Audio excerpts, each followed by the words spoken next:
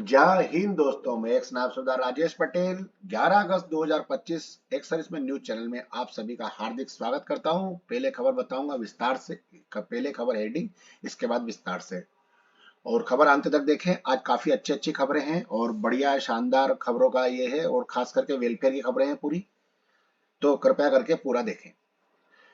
पहली हेडिंग है, सैनिकों को स्पेशल एड पे कमीशन, मैक्सिमम रिस्क मैक्सिमम पे, विशेष भत्ता इक्वल, एमएसपी 15,500 रिस्क भत्ते में सुधार, सैनिकों की फैमिली पेंशन 50% का दायरा बढ़ा, हाईकोर्ट का आदेश, पूर्व सैनिकों को से 75,000 की ठगी, चोरों ने एटीएम कार्ड बदला, दिवाली और छठ पर रेलवे का तोहफा 20% की छूट, अगला युद्ध जल्द, जनरल साहब की आदेश, अग्निवीर नौकरी नहीं सेवा, थल सेना प्रमुख ने बताया, और ईएसएम जेसीओ ओआर की भर्ती। अब खबर विस्तार से।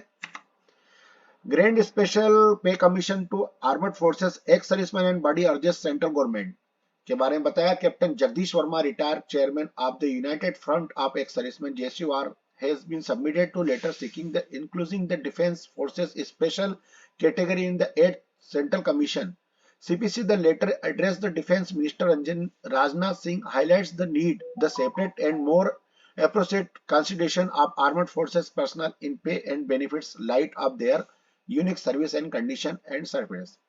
इसका मतलब मैं आपको हिंदी वाला भी मैं बताऊंगा। इसके अंदर इन्होंने बताया है कि इन्होंने बोला है कि जो डिफेंस के पर्सनल है उन्हें कई कठिनाइयों का सामना करना पड़ता है, इसके कारण इन्हें स्पेशल पे कमीशन और स्पेशल अलाउंस देना चाहिए। देखिए, इसका मैं हिंदी वर्जन बताता हूं मैं आपको। ये लिखा है इसमें, कैप्टन वर्मा द्वारा समान वेतन आयोग संरक्षण रक्षा कर्मियों को असैनिक समकक्षों के साथ मिलाने और मौजूदा मॉडल सैन्य सेवा की असाधारण प्रकृति को अनदेखा करते हैं। उनका कहना है कि 8वें वेतन आयोग के ढांचे के भीतर सशस्त्र बलों को एक विशेष श्रेणी के रूप में मानना राष्ट्रीय सुरक्षा और उनकी भूमि की प्रतीकात्मक और व्यवहारिक मान्यता दोनों होगी। सैनिकों को लंबे समय तक अपने परिवार से दूर रहना पड़ता है। अक्सर उन्हें कठोर और दूर दराज के क्षेत्रों में तैनात किया जाता है, जिससे उनकी मानसिक स्थिति और पारिवारिक जीवन प्रभावित होता है। उन्होंने आगे कहा कि पत्र में विशेष भत्ते और लाभों की मांग की गई है तथा इस बात पर जोर दिया गया है कि सामान्यकृत वेतन संरचना सैन्य सेवा की जमीनी वास्तविकता को प्रतिबिंबित नहीं करती। रक्षा बलों को 8वें वेतन केंद्र आयोग की विशेष श्रेणी के रूप में शामिल करने का अनुरोध शीर्षक से प्रस्तुत है। अभिवेदन में सशस्त्र बलों के कर्मियों के समक्ष आने वाली विभिन्न चुनौतियों का उल्लेख किया गया है। खतरनाक ड्यूटी, लंबे समय तक परिवार से अलग रहना, राष्ट्रीय सुरक्षा मिशनों की निरंतर तत्परता शामिल। United Front of ex serviceman JCOR Himachal Pradesh के अध्यक्ष कैप्टन जगदीश वर्मा सेवानिवृत्त ने कहा कि सेना की भूमिका के असन्य सरकारी कर्मचारियों से अलग है। उन्होंने कहा कि अक्सर इसमें जान का और जोखिम का खतरा रहता है। तो ये हमारे कैप्टन साहब है, इन्होंने मांग करी और इन्होंने रक्षा मंत्री को भी ये लेटर लिखा है, और उन्होंने बताया है कि एक विशेष भत्ते और लाभों के साथ में जो सेना को जो पे कमीशन दिया जाना चाहिए। और इसके बारे में अब देखो क्या चर्चाएं होती है, ये तो आगे पता चलेगा।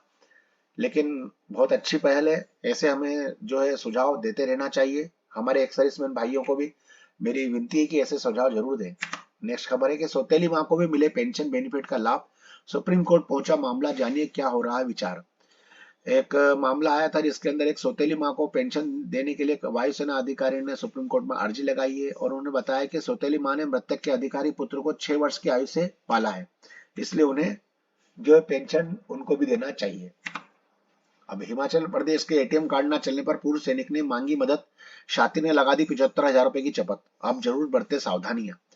मैं कहना चाहता हूं कि किसी के पर भी अनजान व्यक्ति पर भरोसा ना करें। जो भी अगर कार्ड वार्ड की कुछ भी समस्या है तो बैंक से सीधा डायरेक्ट संबंध ये करें, क्योंकि आजकल क्या है कि बहुत ज्यादा धोखाधड़ी हो रही है। जैसे देखिए, इन्हें सैनिक भाइयों के साथ 75,500 रुपए निकाल लिए और उनका एटीएम कार्ड नहीं चल रहा था, है ना। और जब छानबीन शुरू करी तो अब पता नहीं चला उसमें। और 65 वर्षीय विजयपाल शर्मा निवासी लाहला किसी कार्य के लिए बुधवार को नगरोटा बागवा बाजार रहे थे। इस दौरान वे रुपए निकालने के लिए एसबीआई एटीएम में गए और रुपए निकालते उन्होंने दिक्कत हुई, तो उनकी मदद के बहाने बदमाशों ने उनके साथ यह घटना करी। नेक्स्ट खबर है कि दिवाली और छठ की छुट्टियां परिवार के साथ बिताने व काम से 5 हफ्ते का अवकाश लेने से इच्छुक लोगों के लिए खुशखबरी है। रेलवे ने भीड़ को कम करने के लिए राउंड ट्रिप पैकेज के लिए वापसी यात्रा के मूल किराए पर 20% की छूट शुरू कर दी है। प्रायोगिक आधार पर आरंभ राउंड ट्रिप पैकेज की बुकिंग 14 अगस्त से शुरू होगी और आगे की यात्रा 13 से 26 अक्टूबर तक होगी। 17 नवंबर से 1 दिसंबर तक 2025 तक बुक की गई रियायती वापसी यात्रा टिकटों पर वर्तमान 60 दिन के अग्रिम आरक्षण की अवधि लागू नहीं होगी। तो ये एक रेलवे की पहल है जो दिवाली के उपलक्ष्य में इन्होंने करी है। नेक्स्ट खबर, अगला युद्ध जल्द हो सकता है। भू राजनीतिक तनाव के बीच सेना प्रमुख जनरल उपेंद्र द्विवेदी साहब ने दिए हैं संकेत, और उन्होंने हमारी सेना को कहा है कि आईआईटी मद्रास में संबोधित करते हुए कहा है कि भारतीय सेना से अनुसंधान प्रकोष्ठ उद्घाटन के अवसर पर उन्होंने चेतावनी दी कि तकनीकी नागरिक तत्परता और जन भागीदारी सैन्य शक्ति जितनी ही निर्णायक होगी उतना फायदा होगा। जनरल द्विवेदी ने कहा है कि अगला युद्ध जिसकी हम कल्पना कर रहे हैं वह जल्द हो सकता है, हमें उसी के अनुसार तैयारी करनी होगी और इस बार हमें मिलकर यह लड़ाई लड़नी होगी। उन्होंने कहा कि जीत मन में होती है।